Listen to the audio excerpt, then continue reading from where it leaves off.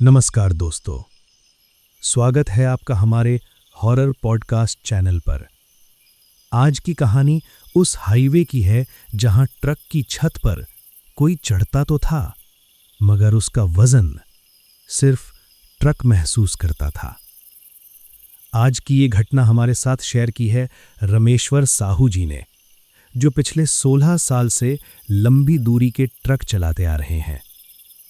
क्या कभी आपको ऐसा लगा है कि आप बिल्कुल अकेले हैं, लेकिन फिर भी कोई आपके साथ मौजूद है? अगर हाँ, तो कमेंट में ज़रूर बताइएगा। और अगर अभी तक चैनल को सब्सक्राइब नहीं किया है तो ज़रूर कर लीजिए। तो चलिए शुरू करते हैं। अब आगे की कहानी रमेश्वर की ज़ुबानी। साल 2021 की बात है। मेरा नाम रमेश्वर साहू है। मैं छत्तीसगढ़ के धमतरी का रहने वाला हूँ। उस वक्त मेरी उम्र 39 साल थी और मुझे ट्रक चलाते हुए पूरे 16 साल हो चुके थे। उस रात मैं जगदलपुर से रायपुर लौट रहा था। मेरे ट्रक में लोहे के भारी भरकम मशीन पार्ट्स लदे हुए थे। रास्ता NH39 से होकर जाता है। उसका एक लंबा हिस्सा घने जंगल के बीच से निकलता है और उस इलाके में रात होने के बाद बहुत कम ट्रक दिखाई देते हैं। उस रात मौसम बिल्कुल साफ था। हल्की हल्की ठंडी हवा चल रही थी। इंजन की आवाज़ भी बिल्कुल सामान्य थी। मैं मन ही मन हिसाब लगा रहा था, अगर इसी स्पीड से चलता रहा तो सुबह होने से पहले कांकेर पहुंच जाऊंगा। मेरे लिए रात में ड्राइव करना कोई नई बात नहीं थी। इतने सालों में बहुत कुछ देख चुका था। टूटे हुए पुल, सड़क पार करते हाथियों के झुंड, डकैतों की अफवाहें और लंबे सुनसान रास्ते। इसलिए जब उस रात सड़क पूरी तरह खाली मिली तो मुझे उसमें कुछ भी अजीब नहीं लगा। मैंने रेडियो की आवाज़ थोड़ी बढ़ा दी। कुछ देर पुराने गाने सुनता रहा। फिर घर का ख्याल आने लगा। बेटी का जन्मदिन भी पास ही था। सोच रहा था इस ट्रिप के बाद 2 दिन आराम मिलेगा। यही सब सोचते सोचते करीब 20 मिनट निकल गए और तभी पहली बार मुझे महसूस हुआ कि कुछ बदल गया है। जंगल पहले जैसा शांत नहीं था, बल्कि उससे भी ज्यादा शांत हो चुका था। अभी कुछ देर पहले तक झिंगरों की आवाज लगातार आ रही थी, फिर अचानक सब कुछ बंद। ऐसा बिल्कुल नहीं लगा कि आवाज धीरे धीरे कम हुई हो। ऐसा लगा जैसे किसी ने एक ही पल में पूरे जंगल का स्विच ऑफ कर दिया हो। मैंने खिड़की का शीशा थोड़ा नीचे किया, बाहर नजर डाली। पेड़ तो वहीं थे, हवा भी चल रही थी, लेकिन एक भी पत्ता नहीं हिल रहा था, एक भी नहीं। मैंने खुद को समझाया, शायद थकान की वजह से ज्यादा सोच रहा हूं। उस वक्त मैंने इस बात पर ज्यादा ध्यान नहीं दिया और ट्रक उसी रफ्तार से आगे बढ़ता रहा। कुछ दूर जाने के बाद एक और अजीब बात हुई। ट्रक का अगला हिस्सा बिल्कुल सामान्य चल रहा था, लेकिन पीछे का हिस्सा हर कुछ सेकंड में हल्का सा नीचे दब जाता। ऐसा महसूस हो रहा था जैसे कोई बहुत भारी चीज ट्रॉली के ऊपर एक जगह से दूसरी जगह सरक रही हो। मैंने तुरंत साइड मिरर में देखा, तिरपाल बिल्कुल नहीं हिल रहा था। सारा माल मजबूती से जंजीरों में बंधा हुआ था। इतना भारी सामान अपनी जगह से हिल ही नहीं सकता था। फिर भी वजन बार बार बदल रहा था। मैंने ट्रक की स्पीड थोड़ी कम कर दी, गियर बदला और गाड़ी को संभालते हुए बस यही सोचता रहा, शायद कहीं माल थोड़ा ढीला हो गया होगा। लेकिन अंदर ही अंदर एक अजीब सी बेचैनी शुरू हो चुकी थी। आज जब पीछे मुड़कर उस रात को याद करता हूं, तो लगता है असल में सब कुछ यहीं से बदलना शुरू हुआ था। हेडलाइट की रोशनी सामने सड़क पर बिल्कुल सीधी पड़ रही थी, लेकिन उसकी आखिरी सीमा पर बार बार ऐसा लगता जैसे कोई लंबी गोल सी आकृति रोशनी को काटते हुए पीछे निकल जाती हो। हर बार मैं ध्यान से देखने की कोशिश करता और हर बार वहां कुछ भी नहीं होता, सिर्फ खाली सड़क। मैं थोड़ा आगे झुककर विंडशील्ड से बाहर देखने लगा, आंखें सिकोड़ी, लेकिन फिर भी कुछ समझ नहीं आया। करीब 10 मिनट बाद सड़क के दाईं तरफ पेड़ों के बीच मुझे कुछ हिलता हुआ दिखाई दिया। पहले तो लगा कोई बड़ा जानवर होगा, शायद हिरन या फिर जंगली सूअर। लेकिन अगले ही पल मुझे समझ आ गया, वो किसी जानवर जैसा बिल्कुल नहीं था। उसका शरीर सूखी टहनियों की तरह बेहद पतला था। हाथ पैर इतने लंबे कि चलते हुए भी ऐसा नहीं लग रहा था जैसे वे जमीन को छू रहे हों। लेकिन सबसे अजीब बात उसकी चाल थी। वो अपने शरीर को मोड़कर आगे नहीं बढ़ रहा था, बल्कि हर कुछ सेकंड में पूरा का पूरा शरीर एक साथ दूसरी जगह पहुंच जाता। बीच का रास्ता दिखाई ही नहीं देता था, जैसे उसकी हरकतों के बीच के पल किसी ने मिटा दिए हों। मेरा पैर अनजाने में एक्सीलरेटर से थोड़ा हल्का हो गया और ट्रक की स्पीड अपने आप कम होने लगी। मैंने अपनी आंखें मली, खुद से कहा शायद रात की थकान है, नजर धोखा दे रही होगी। लेकिन जब दोबारा देखा तो पेड़ों के बीच कुछ भी नहीं था। वो जगह पूरी तरह खाली थी। मैंने राहत की एक लंबी सांस ली, लेकिन वो राहत ज्यादा देर टिक नहीं पाई, क्योंकि उसी पल पीछे ट्रॉली का वजन एक बार फिर अचानक बदल गया, और इस बार पहले से कहीं ज्यादा साफ महसूस हुआ, जैसे कोई बहुत भारी चीज एक ही झटके में पीछे से आगे की तरफ खिसक गई हो। मैंने स्टीयरिंग को और कसकर पकड़ लिया। सामने सड़क बिल्कुल सीधी थी, लेकिन जंगल अब पहले से भी ज्यादा घना लग रहा था, और वो खामोशी अब भी वैसी ही थी। न झिंगुरों की आवाज, न हवा की सरसराहट, न कोई और आवाज, सिर्फ मेरे ट्रक के इंजन की गड़गड़ाहट और वो अजीब सा एहसास कि कोई मुझे लगातार देख रहा है। मैंने रियर व्यू मिरर में नजर डाली। पीछे सिर्फ अंधेरा था, लेकिन पता नहीं क्यों वो अंधेरा भी सामान्य नहीं लग रहा था। कुछ देर तक मैं वैसे ही ट्रक चलाता रहा। नजर सड़क पर थी, लेकिन ध्यान बार बार पीछे और मिरर की तरफ चला जाता था। मैंने जानबूझकर गाड़ी की स्पीड थोड़ी बढ़ा दी। बस यही लगा जितनी जल्दी ये जंगल खत्म हो जाए उतना बेहतर। तभी ऊपर से एक बहुत हल्की सी आवाज आई, तक। मैंने अनायास सिर उठाकर छत की तरफ देखा। केबिन के अंदर से तो सिर्फ छत ही दिखाई देती है। बाहर क्या है उसका कोई अंदाजा नहीं लगाया जा सकता। मैंने सोचा शायद कोई सूखी टहनी ऊपर आकर गिरी होगी, लेकिन कुछ ही पल बाद वही आवाज फिर सुनाई दी, टक टक टक। इस बार आवाज एक ही जगह नहीं थी। वो छत के एक किनारे से धीरे धीरे दूसरे किनारे तक गई, जैसे कोई बहुत आराम से एक एक कदम नाप कर चल रहा हो। न कोई जल्दी, न कोई घबराहट, बस पूरे इत्मीनान से। मेरी हथेलियों में पसीना आने लगा। स्टीयरिंग पकड़े हुए हाथ हल्के हल्के कांपने लगे। मैंने तुरंत लंबा और तेज हॉर्न बजाया। सोचा शायद अगर ऊपर कोई जानवर होगा तो भाग जाएगा, लेकिन ऊपर जैसे कुछ बदला ही नहीं। वो कदम वैसे ही चलते रहे, टक टक टक। मैंने बिना सोचे ट्रक की स्पीड अचानक बढ़ा दी। गाड़ी झटके से आगे निकली, लेकिन ऊपर चलने वाली चीज की चाल भी उसी हिसाब से तेज हो गई। और उसी पल पहली बार मुझे साफ एहसास हुआ, जो भी ऊपर था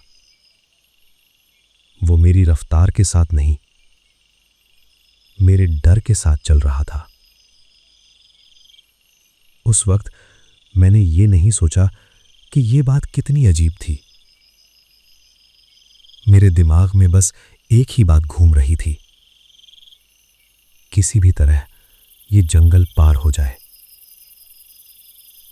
एक पल के लिए मन हुआ गाड़ी साइड में रोकूं, नीचे उतरकर देखूं आखिर ऊपर है कौन।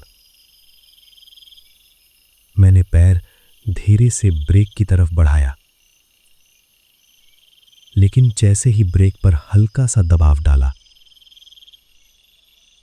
ऊपर से इतना जबरदस्त वजन महसूस हुआ जैसे पूरी केबिन नीचे धंस जाएगी। उसका कंपन सीट की नीचे तक महसूस हुआ। मैं बुरी तरह घबरा गया और तुरंत पैर ब्रेक से हटा लिया। ट्रक फिर अपनी सीधी रफ्तार में चलने लगा और ऊपर का दबाव भी धीरे धीरे हल्का पड़ गया। उस पल केबिन में मैं अकेला था, लेकिन अजीब बात यह थी, मुझे बार बार ऐसा महसूस हो रहा था जैसे वहां कोई और भी मौजूद है, जो बस चुपचाप मेरा इंतजार कर रहा है। कुछ सेकंड बाद ऊपर से एक बिल्कुल अलग तरह की आवाज आई। इस बार वो कदमों जैसी नहीं थी। ऐसा लग रहा था जैसे कोई बहुत लंबी चीज ट्रक की छत पर लेटकर धीरे धीरे पीछे की तरफ खिसक रही हो। एक रगड़ने जैसी आवाज, सर, और फिर अचानक सब शांत। मैंने गहरी सांस ली। मन में आया शायद अब सब खत्म हो गया, लेकिन तभी मेरी नजर विंडशील्ड पर गई, शीशे के सबसे ऊपर वाले हिस्से पर। बाहर की तरफ मिट्टी की एक बहुत पतली सी लकीर अपने आप बननी शुरू हो गई। वो धीरे धीरे आगे बढ़ रही थी। न बारिश थी, न तेज हवा, और बाहर कोई हाथ भी दिखाई नहीं दे रहा था। फिर एक दूसरी लकीर बनी, उसके बाद तीसरी। कुछ ही सेकंड में तीनों लकीरें आपस में मिलने लगीं और एक अजीब सा गोल घेरा बनने लगा। बिल्कुल ऐसा जैसे कोई बाहर बैठकर उंगलियों की पोर से धूल हटाते हुए गोल गोल निशान बना रहा हो। मैंने बिना देर किए वाइपर ऑन कर दिया। एक झटके में सारी धूल साफ हो गई, लेकिन अगले ही पल वही निशान फिर बनने लगे, और इस बार पहले से भी ज्यादा तेज। यहीं से सब कुछ सचमुच बदल गया, क्योंकि अब तक जो कुछ भी हुआ था उसे मैं थकान या अपना वहम समझकर टाल सकता था, लेकिन ये निशान मेरी आंखों के ठीक सामने बन रहे थे। इन्हें नजरअंदाज करना अब मुमकिन नहीं था। मैंने ट्रक की स्पीड और कम करने की सोची, लेकिन दिमाग में एक ही डर बैठ चुका था। अगर ब्रेक दबाया तो वही भारी दबाव फिर लौट आएगा। इसलिए मैंने बीच का रास्ता चुना। गियर 1 नंबर नीचे किया और बिना ब्रेक लगाए धीरे धीरे रफ्तार कम करने लगा। इस बार ऊपर से कोई प्रतिक्रिया नहीं आई, शायद इसलिए क्योंकि मैंने सीधे ब्रेक नहीं दबाया था। कुछ देर तक सब कुछ फिर शांत रहा। सिर्फ इंजन की लगातार गूंज, टायरों की रगड़ की आवाज और जंगल की वही असहज कर देने वाली खामोशी। मैंने खुद को थोड़ा संभालने की कोशिश की, पानी की बोतल उठाई, एक घूंट पानी पिया, लेकिन हाथ अब भी हल्के हल्के कांप रहे थे। मैंने मन ही मन सोचा, शायद अब ये सब रुक गया है। लेकिन तभी विंडशील्ड पर बना वो गोल निशान धीरे धीरे अपने आप बदलने लगा। उसके अंदर एक और हल्की सी रेखा उभर आई। मैंने ध्यान से देखने की कोशिश की।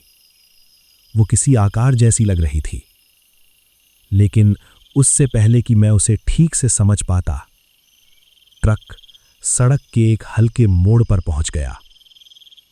हेडलाइट की रोशनी सीधे सामने की झाड़ियों पर पड़ी और वहीं झाड़ियों के ठीक पीछे वो पतली लंबी आकृति एक बार फिर दिखाई दी। इस बार पहले से कहीं ज्यादा करीब, बहुत करीब। और इस बार वो हिल भी नहीं रही थी, बस बिल्कुल स्थिर खड़ी थी, जैसे वो मेरा ही इंतजार कर रही हो।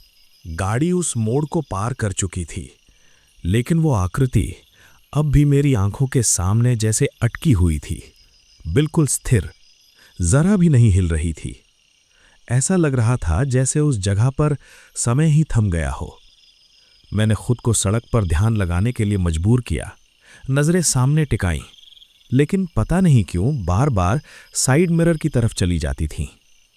कुछ सेकंड बाद मैंने हिम्मत करके फिर उसी तरफ देखा जहां वो झाड़ियों के बीच दिखाई दी थी, लेकिन वहां कुछ भी नहीं था, सिर्फ खाली जगह और हवा में उड़ती हुई हल्की सी धूल। मैंने खुद को समझाने की कोशिश की, शायद वो कोई टूटा हुआ पेड़ रहा होगा या फिर रोशनी और परछाइयों का धोखा, लेकिन अंदर कहीं एक आवाज लगातार कह रही थी, नहीं, जो तुमने देखा वो सच था। आज जब उस रात को याद करता हूं तो लगता है मुझे उसी वक्त रुक जाना चाहिए था, गाड़ी साइड में लगाकर हॉर्न बजाता और किसी दूसरे ट्रक वाले के आने का इंतजार करता। लेकिन उस समय मेरे दिमाग में बस एक ही बात चल रही थी, किसी भी तरह ये जंगल जल्दी से जल्दी पार हो जाए। मैंने रेडियो ऑन कर दिया, आवाज थोड़ी तेज कर दी, सोचा कोई गाना, कोई आवाज शायद मन थोड़ा हल्का कर दे। लेकिन जैसे ही रेडियो चला, उसमें से सिर्फ खरखराहट सुनाई दी, कोई भी स्टेशन साफ नहीं आ रहा था। मैंने चैनल बदला, फिर दूसरा, फिर एक और, लेकिन हर बार वही खरखराहट। और फिर अचानक उस शोर के बीच से एक आवाज उभरी, पूरी तरह साफ नहीं, लेकिन अजीब तरह से जानी पहचानी, बिल्कुल मेरी मां की आवाज जैसी। रमेश्वर। बस इतना ही, सिर्फ मेरा नाम। एक बार मैं वहीं सन्न रह गया। मेरी मां को गुजरे 3 साल हो चुके थे, पूरा शरीर सिहर उठा। मैंने बिना एक पल गवाए रेडियो बंद कर दिया। केबिन में फिर से वही सन्नाटा लौट आया, सिर्फ इंजन की लगातार गूंज। मैं खुद से कहता रहा, ये खराब सिग्नल होगा, कोई पुरानी रिकॉर्डिंग या फिर फ्रीक्वेंसी की गड़बड़ी। लेकिन मेरा मन ये बात मानने को तैयार ही नहीं था, क्योंकि जिस तरह मेरा नाम पुकारा गया था वो बिल्कुल वैसा ही था जैसे बचपन में माँ मुझे आवाज़ देती थी जब मैं खेलते खेलते घर से बहुत दूर निकल जाता था। उसी पल पहली बार मुझे महसूस हुआ कि ये सिर्फ कोई भटकी हुई परछाई नहीं है, ये कुछ ऐसा है जो मुझे जानता है, मेरे बारे में कुछ जानता है। मैंने ट्रक की स्पीड और बढ़ा दी, गियर ऊपर किया, इंजन जोर से गरजा। सामने सड़क बिल्कुल सीधी थी, लेकिन बहुत दूर तक सिर्फ अंधेरा फैला हुआ था। हेडलाइट की रोशनी जितनी आगे बढ़ती उतनी ही जल्दी अंधेरा उसे निगल लेता। कुछ मिनट बाद सड़क किनारे मुझे कुछ पड़ा हुआ दिखाई दिया। मैंने ट्रक की रफ्तार थोड़ी कम कर दी। जैसे ही पास पहुंचा, हेडलाइट की रोशनी में साफ दिखा वो एक पुराना जंग लगा हुआ नंबर प्लेट था जो सड़क किनारे झाड़ियों में फंसा पड़ा था। मैंने गाड़ी और धीमी कर दी। थोड़ा आगे बढ़ा तो रोशनी में एक और चीज दिखाई दी, एक पुराना टायर, आधा जमीन में धंसा हुआ, पूरी तरह काई से ढका। ऐसा लग रहा था जैसे कई सालों से वहीं पड़ा हो। उसे देखते ही मुझे पुराने ड्राइवरों की सुनाई हुई एक बात याद आ गई। कहते थे इसी जंगल के इसी हिस्से में सालों पहले एक ट्रक मिला था जिसका कोई एक्सीडेंट नहीं हुआ था, वो पलटा भी नहीं था, फिर भी सड़क के बिल्कुल बीचों बीच खड़ा मिला। लेकिन ड्राइवर सीट खाली थी और गाड़ी में कोई नहीं था। उस समय मैंने उस बात को बस एक किस्सा समझकर टाल दिया था, ड्राइवरों के बीच घूमने वाली एक डरावनी कहानी। लेकिन अब वो पुराना टायर और वो नंबर प्लेट मेरी आंखों के सामने पड़े थे और पहली बार मुझे वो कहानी सिर्फ कहानी नहीं लग रही थी। मेरे मन में अचानक एक सवाल उठा, क्या ये वही जगह है? क्या ये उसी ट्रक के बचे हुए निशान हैं? उस सवाल का कोई जवाब मेरे पास नहीं था और शायद सबसे डरावनी बात भी यही थी। मैं बिना रुके आगे बढ़ता रहा। दिल की धड़कन अब पहले से कहीं ज्यादा तेज हो चुकी थी, लेकिन मैंने खुद को संभाले रखा। बस यही सोच रहा था, थोड़ा और, बस थोड़ा और, फिर ये जंगल खत्म हो जाएगा। तभी पीछे ट्रॉली की तरफ से एक नई आवाज सुनाई दी। इस बार ना तो वो कदमों जैसी थी और ना ही किसी चीज के घिसटने जैसी। ऐसा लग रहा था जैसे कोई जंजीर हिल रही हो। खनन, खनन, खनन। मैंने पीछे देखने की कोशिश की, लेकिन सामने से नजर हटाना खतरे से खाली नहीं था। इसलिए मुझे सिर्फ उस आवाज पर ही भरोसा करना पड़ा। जंजीर की खनक धीरे धीरे और तेज होने लगी। फिर जितनी अचानक शुरू हुई थी, उतनी ही अचानक पूरी तरह बंद हो गई। एकदम सन्नाटा। लेकिन इस बार यह खामोशी पहले से भी ज्यादा भारी लग रही थी। ऐसा महसूस हो रहा था जैसे कुछ होने वाला है, कुछ बहुत बड़ा। मैंने धीरे से साइड मिरर की तरफ देखा। पीछे हमेशा की तरह सिर्फ अंधेरा था, लेकिन उसी अंधेरे के बीच एक हल्की सी हलचल दिखाई दी, जैसे ट्रॉली के ठीक ऊपर बहुत करीब कोई खड़ा हो।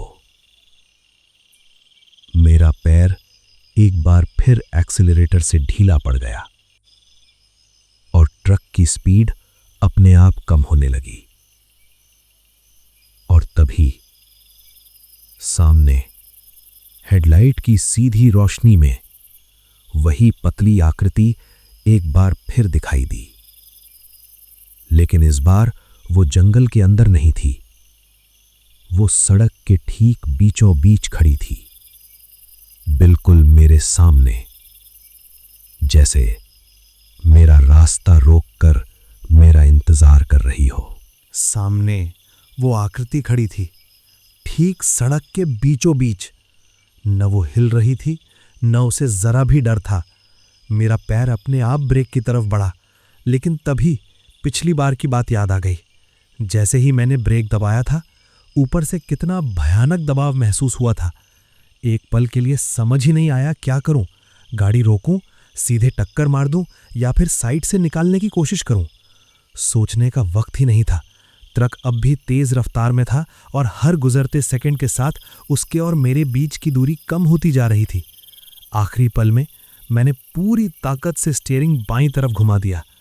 टायर सड़क पर जोर से चरमराए, गाड़ी हल्का सा लहराई। मैंने दोनों हाथों से स्टीयरिंग और कसकर पकड़ लिया।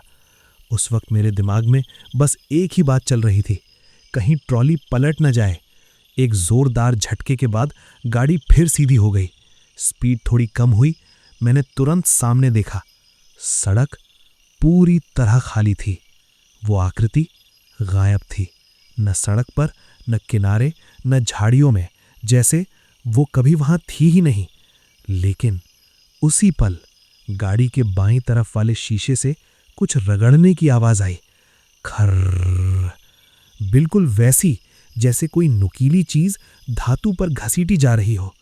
डरते डरते मैंने साइड मिरर में देखा। दरवाजे के बाहर 3 लंबी खरोंचें उभर आई थीं, ऊपर से नीचे तक एकदम बराबर दूरी पर। ऐसा लग रहा था जैसे किसी ने पंजे से एक ही झटके में उन्हें बना दिया हो। मेरा गला सूख गया। मैंने ट्रक की स्पीड और बढ़ाने की कोशिश की, लेकिन तभी केबिन के अंदर का तापमान अचानक गिरने लगा। पहले हल्की सी ठंड महसूस हुई, फिर सांस लेते वक्त मुंह से भाप निकलने लगी, जबकि बाहर का मौसम बिल्कुल सामान्य था। मैंने तुरंत हीटर की तरफ हाथ बढ़ाया, लेकिन डैशबोर्ड की सारी लाइटें झिलमिलाने लगीं। एक पल के लिए पूरे ट्रक की बत्तियां बुझ गईं, बस हेडलाइट जल रही थी।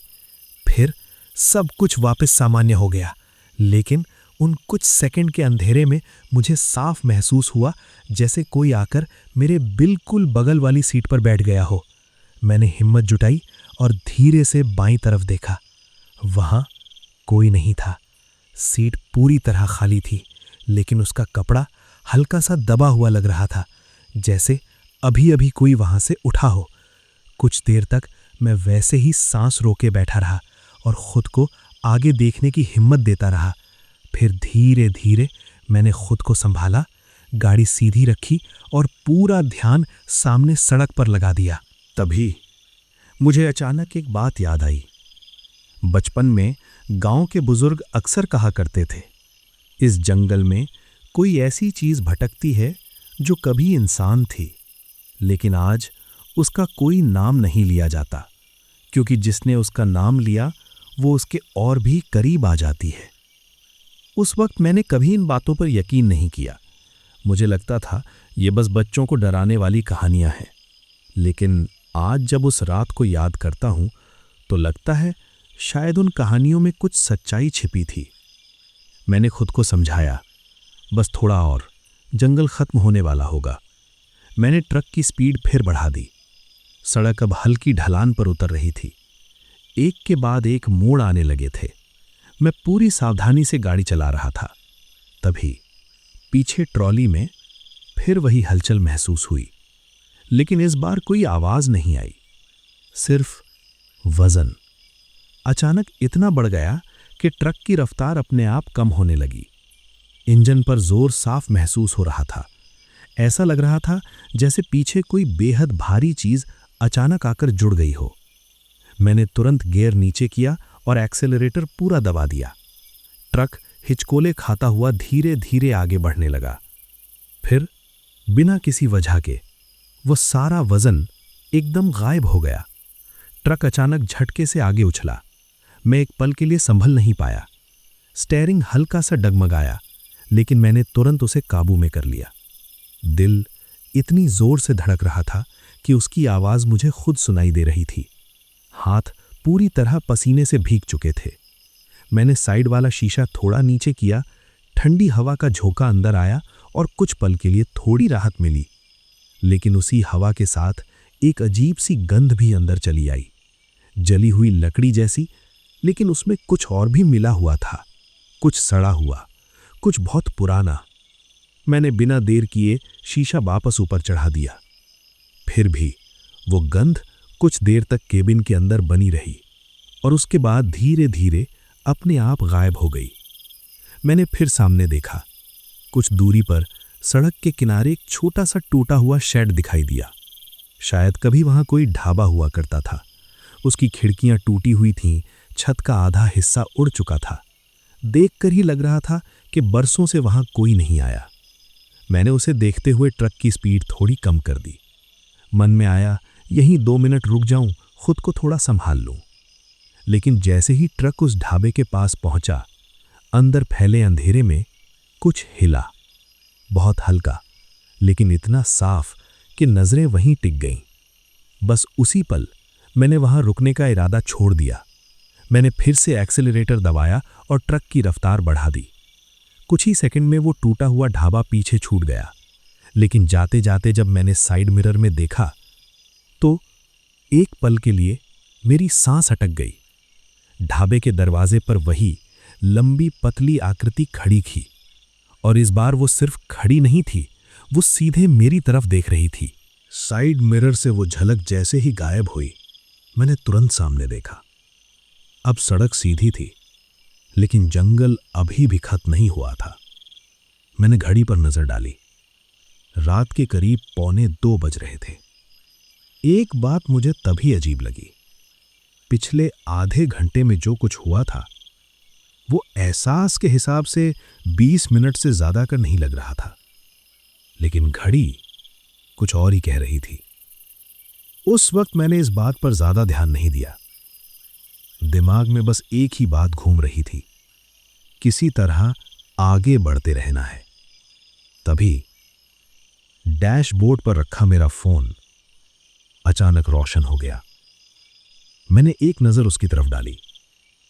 स्क्रीन पर एक अनजान नंबर आ रहा था, लेकिन उसके नीचे जो नाम लिखा था, उसे देखकर एक पल के लिए मेरी धड़कन जैसे रुक गई। उस पर लिखा था अम्मा। मैंने वो नंबर मां के गुजर जाने के बाद कभी डिलीट नहीं किया था, और फोन में सेव नाम, स्क्रीन पर दिख रहा नाम, दोनों बिल्कुल एक जैसे थे। फोन बजता रहा, एक बार फिर दूसरी बार। मेरा हाथ धीरे धीरे फोन की तरफ बढ़ा, लेकिन बीच में ही रुक गया। बस एक ही बात दिमाग में घूम रही थी, अगर मैंने ये कॉल उठा ली तो मुझे क्या सुनाई देगा, और क्या ऐसा कुछ होगा जो मुझे बिल्कुल नहीं सुनना चाहिए। आज जब उस रात को याद करता हूं तो लगता है पूरी रात का सबसे मुश्किल फैसला शायद यही था। आखिर में मैंने कॉल नहीं उठाई।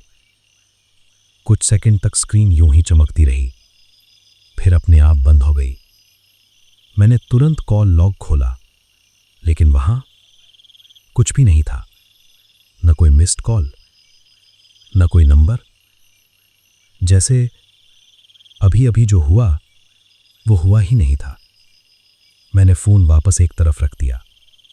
मेरे हाथ अब भी हल्के हल्के कांप रहे थे, और जाने अनजाने गाड़ी की स्पीड भी कम हो गई थी। मैंने खुद को संभाला, ध्यान फिर से सड़क पर लगाया। कुछ मिनट तक सब कुछ बिल्कुल शांत रहा। सिर्फ इंजन की लगातार चलती आवाज और टायरों के सड़क से रगड़ खाने की धुन। मैंने अभी राहत महसूस करनी शुरू ही की थी कि अचानक इंजन के अंदर से एक अजीब सी आवाज आई, घर घर। ट्रक ने हल्के हल्के झटके खाने शुरू कर दिए। मैंने तुरंत डैशबोर्ड की तरफ देखा।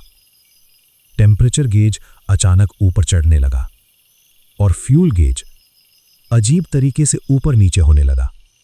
एक पल पूरा भरा हुआ, अगले ही पल बिल्कुल खाली, फिर दोबारा पूरा। मुझे समझ ही नहीं आया, सच में ट्रक में कोई खराबी आई है या ये भी उसी सिलसिले का हिस्सा है। मैंने स्पीड थोड़ी और कम कर दी। सोचा अगर इंजन में सचमुच दिक्कत है तो शायद गाड़ी रोकनी पड़े, लेकिन रुकने का ख्याल आते ही रीढ़ में एक ठंडी सहरन दौड़ गई। और तभी जितनी अचानक सब कुछ शुरू हुआ था, उतनी ही अचानक सब कुछ सामान्य भी हो गया। टेम्परेचर फिर ठीक, फ्यूल गेज अपनी सही जगह, इंजन की आवाज भी पहले जैसी, जैसे अभी कुछ हुआ ही ना हो। मैंने गहरी सांस ली, लेकिन इस बार राहत के साथ एक नया एहसास भी था। एक अजीब सा शक, जैसे कोई मुझे जानबूझकर डरा रहा हो, मुझे परख रहा हो, देख रहा हो कि मैं हर चीज पर कैसी प्रतिक्रिया देता हूं। आज सोचता हूं यहीं से सब कुछ बदलना शुरू हुआ, क्योंकि अब तक जो भी हो रहा था वो बेतरतीब लगता था, लेकिन अब हर घटना के पीछे एक क्रम, एक इरादा, एक मकसद महसूस होने लगा था। मैंने विंडशील्ड की तरफ देखा। वो गोल निशान अब भी वहीं था, धुंधला सा, लेकिन पूरी तरह मिटा नहीं था। मैंने उसे थोड़ा ध्यान से देखा। इस बार उसके अंदर बनी रेखाएं पहले से कहीं ज्यादा साफ दिखाई दे रही थी। धीरे धीरे वो किसी चेहरे का आकार लेने लगी थी। जहां आंखें होनी चाहिए थीं, वहां दो गहरे गड्ढे जैसे बन गए थे, और मुंह की जगह एक लंबी टेढ़ी सी लकीर।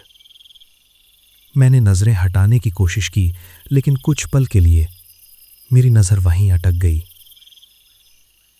उसी दौरान मुझे लगा वो चेहरा बहुत हल्का सा हिला, इतना हल्का जैसे किसी ने बस एक बार पलक झपकी हो। डर के मारे मैंने तुरंत आंखें बंद कर लीं। 1, 2, 3 सेकंड, फिर धीरे धीरे आंखें खोली और सामने देखा। विंडशील्ड पूरी तरह साफ थी, न कोई निशान, न कोई लेखा, जैसे वहां कभी कुछ था ही नहीं।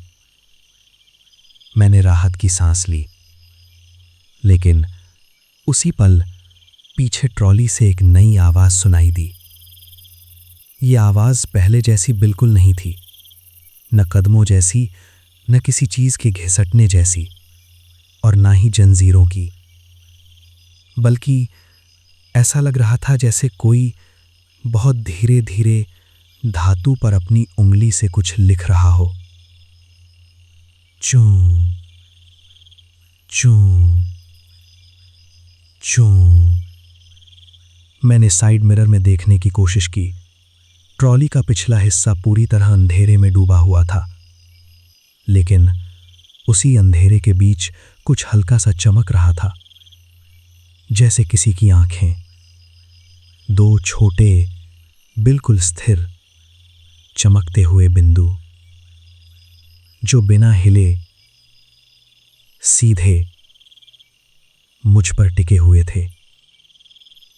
मैंने तुरंत नजरें हटा लीं और फिर सामने देखने लगा। अब सड़क एक लंबे मोड़ की तरफ जा रही थी।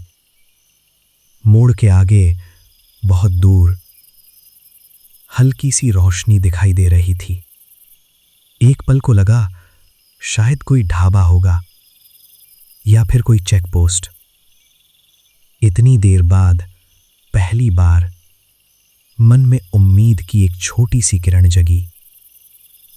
मैंने ट्रक की स्पीड थोड़ी बढ़ा दी, लेकिन जैसे जैसे मैं उस मोड़ के करीब पहुंचने लगा, वैसे वैसे पीछे मिरर में दिख रही वो 2 चमकती आंखें बड़ी होती जा रही थीं। ऐसा लग रहा था जैसे कोई बहुत तेजी से मेरी तरफ बढ़ रहा हो, बिना जमीन पर पैर रखे और बिना एक भी आवाज किए। मिरर में वो चमकती हुई आंखें हर सेकंड और बड़ी होती जा रही थी। मेरा दिल जैसे गले तक आ गया। मैंने बिना एक पल गवाए एक्सेलरेटर पूरी ताकत से दबा दिया। ट्रक अपनी पूरी रफ्तार पर पहुंच गया। इंजन जोर जोर से गरजने लगा, लेकिन मिरर में दिख रही वो आंखें अब भी उसी रफ्तार से मेरी तरफ बढ़ रही थीं, जैसे मेरे ट्रक की स्पीड का उन पर कोई असर नहीं पड़ रहा हो। मैंने तुरंत सामने नजर डाली। मोड़ अब बहुत पास था। मुझे स्पीड कम करनी चाहिए थी, लेकिन पीछे जो था उसके डर ने मुझे उल्टा और तेज भागने पर मजबूर कर दिया। अगले ही पल ट्रक मोड़ पर चढ़ गया। टायर सड़क पर जोर से चीखे। ट्रॉली हल्की सी लहराई। मैंने पूरी ताकत से स्टीयरिंग पकड़ लिया। कुछ पल के लिए सच में लगा कि अब गाड़ी पलट जाएगी, लेकिन किसी तरह वो संभल गई। मोड़ पार होते ही मैंने फिर मिरर में देखा। वो आंखें गायब थीं। पीछे सिर्फ अंधेरा था, सामान्य अंधेरा। मेरे मुंह से अपने आप राहत की एक लंबी सांस निकल गई। लेकिन उसी पल सामने से एक जोर का झटका महसूस हुआ।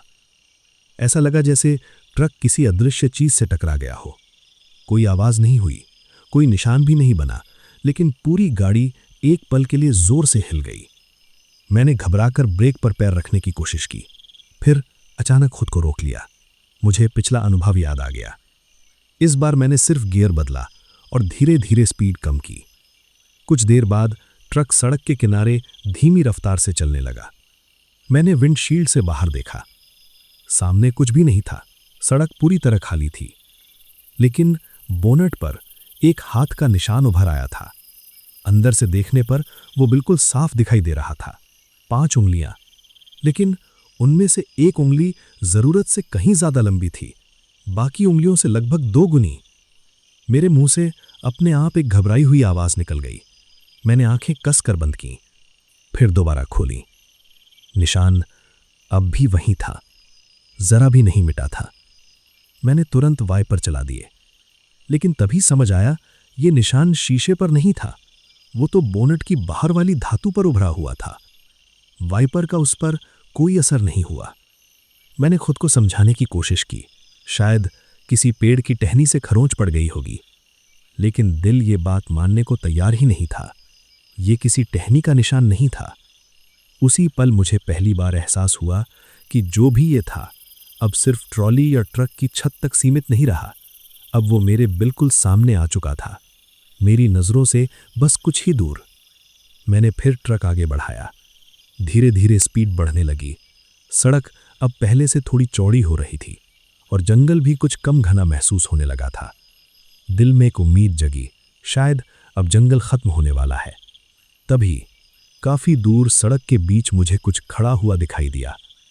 पहले लगा कोई खराब ट्रक होगा जो बीच रास्ते में रुका हुआ है।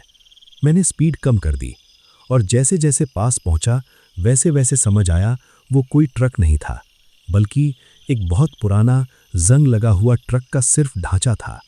उसके पहिए नहीं थे, खिड़कियां भी नहीं थीं। वो सीधे जमीन पर टिका हुआ था। चारों तरफ काई, झाड़ियां और जंग। ऐसा लग रहा था जैसे बरसों से वहीं पड़ा हो। उसे देखते ही मुझे फिर वही पुरानी कहानी याद आ गई, वही जिसमें ड्राइवर सीट खाली मिली थी और ट्रक की छत पर सिर्फ मिट्टी से बने पैरों के निशान थे। मैंने ट्रक की रफ्तार बिल्कुल धीमी कर दी और उसके पास से गुजरते हुए केबिन के अंदर झांकने की कोशिश की। अंदर कोई नहीं था।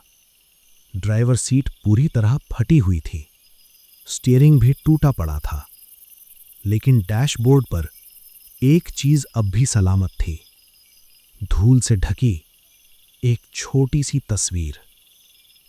एक पल के लिए मन हुआ गाड़ी रोक कर देखूं, लेकिन ठीक उसी वक्त उस पुराने ट्रक के ढांचे के अंदर से एक आवाज आई, बिल्कुल साफ, बिल्कुल इंसानी, रुक मत रमेश्वर।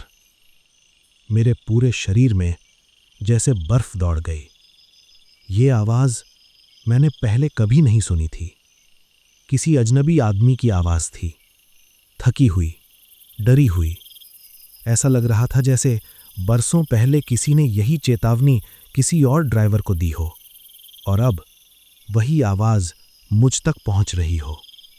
मैंने उसी पल गाड़ी रोकने का इरादा छोड़ दिया, एक्सेलरेटर दबाया और ट्रक फिर आगे बढ़ने लगा। कुछ ही सेकंड में वो पुराना ढांचा पीछे छूटने लगा, लेकिन साइड मिरर में मुझे उसकी आखिरी झलक दिखाई दी। उस टूटे हुए केबिन के अंदर कुछ हिला, बहुत हल्का, इतना हल्का कि अगर मैं एक पल भी पलक झपक देता तो शायद देख ही नहीं पाता। ऐसा लगा जैसे कोई अब तक अंदर बैठा हुआ था और धीरे धीरे उठ रहा हो। मैंने तुरंत नजर सामने कर ली। सड़क बिल्कुल सीधी थी, लेकिन बहुत दूर मुझे एक बोर्ड दिखाई दिया, आधा टूटा हुआ। उस पर लिखा था धमतरी 42 किलोमीटर। उसे देखते ही मेरी आंखों में पहली बार उम्मीद की एक हल्की सी चमक आई। मतलब शहर अब ज्यादा दूर नहीं था। लेकिन उसी पल बिना किसी चेतावनी के ट्रक का इंजन बंद हो गया, पूरी तरह। न कोई आवाज, न कोई झटका, कुछ भी नहीं। बस एक पल में सब कुछ खामोश हो गया। ट्रक अपनी रफ्तार खोने लगा और धीरे धीरे अपने आप सड़क के बीचों बीच रुकने लगा, घने जंगल के ठीक बीच में। गाड़ी अब पूरी तरह रुक चुकी थी। इंजन बंद हो चुका था। हेडलाइट अब भी जल रही थी, लेकिन उसके अलावा चारों तरफ सिर्फ सन्नाटा था। मैंने चाबी घुमाई। इंजन ने स्टार्ट होने की कोशिश की, एक बार, फिर दूसरी बार, और उसके बाद सब कुछ फिर से शांत हो गया। मैं कुछ सेकंड तक इंतजार करता रहा, फिर एक बार और कोशिश की, लेकिन कुछ भी नहीं हुआ। केबिन के अंदर बिल्कुल खामोशी थी और बाहर वही अजीब असामान्य सन्नाटा। न झींगुरों की आवाज, न हवा की सरसराहट, न किसी पंछी की हलचल। मैंने खिड़की से बाहर झांका। सड़क पूरी तरह खाली थी।